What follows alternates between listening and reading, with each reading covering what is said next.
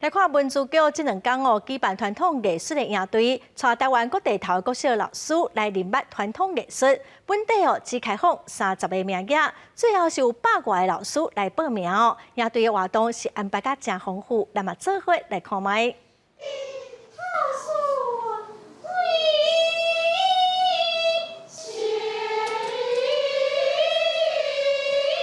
台卡的老师对台顶的演员试看卖烂摊戏的唱调，这是文化部文资局针对国小老师举办的传统艺术研习营。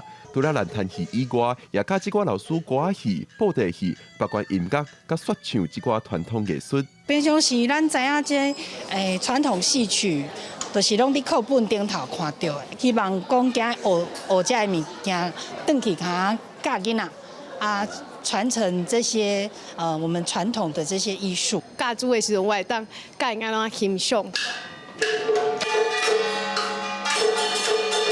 文资局表示，这摆的研习营本正规划予30个老师参加，结果煞有100多人报名，所以增加名额到90人。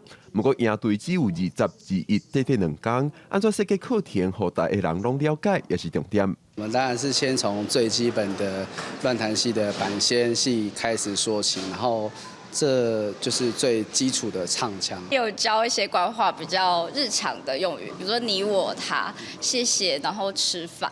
对，我们小时候就是用生活的方式，也希望大家可以尽快的了解。烂摊戏演员表示，台湾目前只剩一个专业演烂摊戏的北管剧团，真正通上台专业演出的人并无多。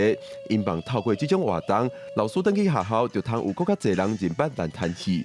文资局表示，会继续透过相关计划甲活动，推动无形资产的传承。记者郭文条随台北报道。